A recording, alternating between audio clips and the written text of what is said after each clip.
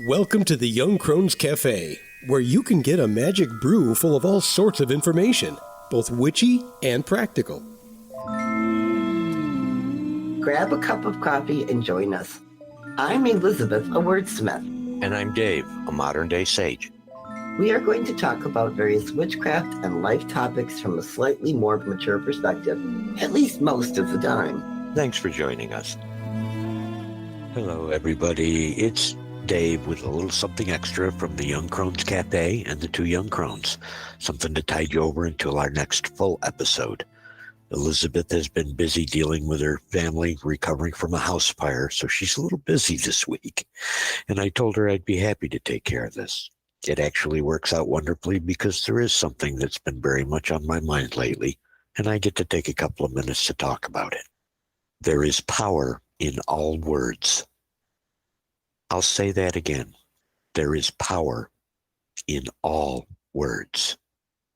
Historically, the development of symbolic language might be one of the greatest leaps that humankind has ever made. I mean, we can recognize at this point, seeing some of our primate cousins and dolphins and dogs and many other animals, that we are not alone in having language. Perhaps we can assume that we are alone in having a symbolic, semantic language, one that covers not only words that are critical for survival, but abstract, art, and even spirituality. And for just a moment, I'll break apart the difference between written and spoken word to convey a point about how the power of our words has grown, and why even the so-called ancient texts, more often than not, are read out loud to access their real power. The written word is great for recording, for documenting. It's great for creating things to be shared. It's great for sharing. And we've been using the written word since around 3400 BC in Sumeria. That's simply what we know of for certain right now. So let's call it 6,000 years that we've been putting our humanity and our power and our energy into the written word. The spoken word, and later I'll add something about the unspoken word. Well, there's all kinds of different theories about how and when we as humans developed spoken language. Many theories link the development of our spoken language or words as being right alongside the cognitive evolution that allowed us to become the primitive hunter-gatherers. Now, over 1 million years ago, we had fire, and we had cooking, and we were making families and hunting groups and whatnot. So it makes sense to me that we would have, at the very least, a regional or a local way of being able to send ideas back and forth using vocal sounds. So we have been writing for 6,000 years, roughly. We have been speaking for 1 million years. And now we begin to see how the power of the spoken word has grown so much stronger than even those tablets of stone. We have been speaking and telling stories and sharing and passing oral history and practicing and tradition and sharing around the tribe's fires for literally 1 million years. I'm convinced that this is why we still see so much power in the spoken word. We've been honing that skill for millennia. Now on to our words. Many of us, like myself, we learned when we were children in our family's church or spiritual group. We learned that words had special magical powers. For many of us, that was called prayer or singing hymns. This had special magical powers. Oh, and at bedtime, on my knees with my hands clasped in prayer, those words had special magical powers. And we had to be really quiet when the couple walked down the aisle and the preacher up front said a whole bunch of special words. We had to be quiet because those words had special magical powers. But what we were never explicitly taught and rather learned to infer through the observant eyes of a child, what was an unspoken assumption for most of my life was that our words outside of those special magical contexts did not hold that special magical power. They were, to force the pun, mundane. They didn't count, or at least not as much. They weren't special. I mean, even as children, we were using our words, so to speak, to affect and influence those around us. We didn't have any conception of the power that our words had. Our Western culture and upbringing implied that the norm was words in special contexts were more powerful than words in mundane everyday life. Schoolyards words weren't the same as pinky swear words, and one can easily see the roots of where we ended up growing so much deceit around the mundane of our words to each other.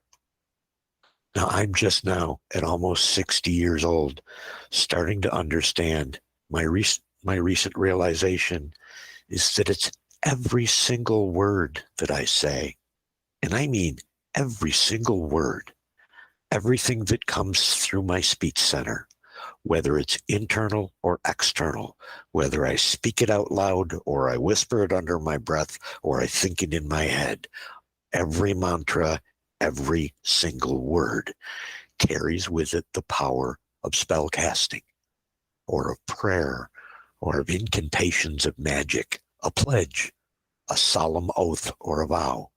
You can call it whatever you like, but we are very literally speaking our universe into existence.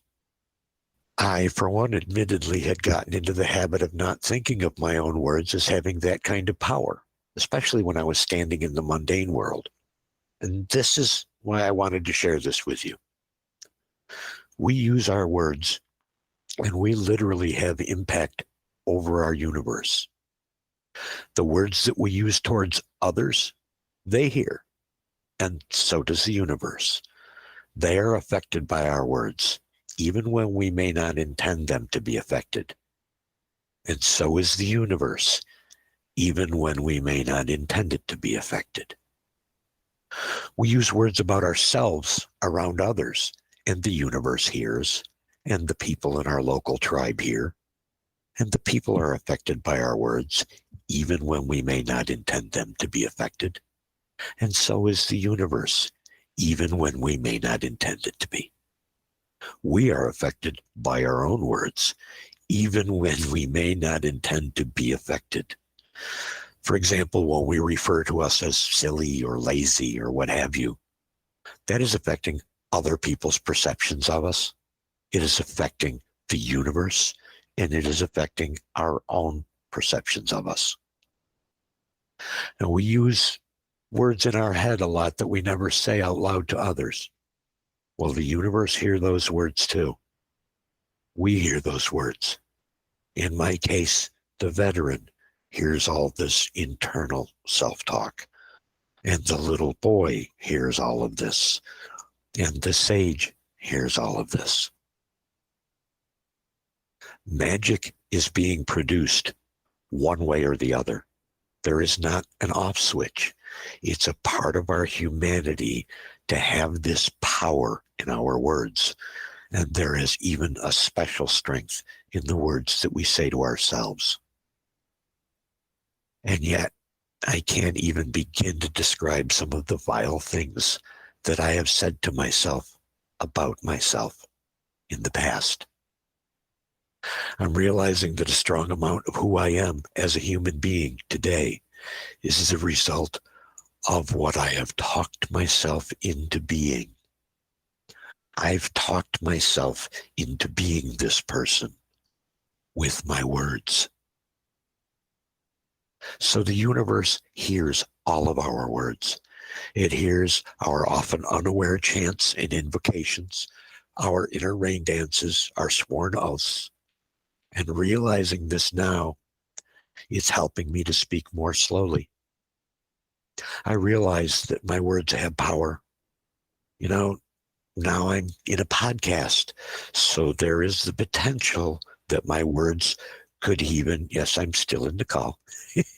There is even the potential that my words could have even more power. No, I'm not trying to compose a spell there word by word with my thought or anything. But I am. I'm aware that everything I say, from one point of view or another, is magic. Every single word. So use your words with grace, with compassion and thoughtfulness. Be mindful of the impact that your ripples make across other people's ponds. Now, until our next regularly scheduled episode, may you find mirth and reverence in all things. Be safe, be kind, and be loved. Well, it looks like the coffee cups are empty for this week. We hope you join us again next Tuesday, but you can find us at our website, 2youngcrones.com. That's the number 2, Young Crones. We'd love to have you join our growing online Discord community. Check out our new Patreon presence. Just look for Young Crones Cafe. Through Patreon, you'll be able to make it to our Discord. We are also Young Crones Cafe on Twitter and Facebook. Until then, remember, we are witches who work with energies to effect change. We are believers in both immanent and transcendent divine. We are celebrants of the passage of the solar and lunar cycles. We are hedge walkers who pass back and forth between the worlds of the magical and the mundane. We are seekers of knowledge. And we are walkers of a spiritual tradition we call the Path. So mote it be. So mote it be.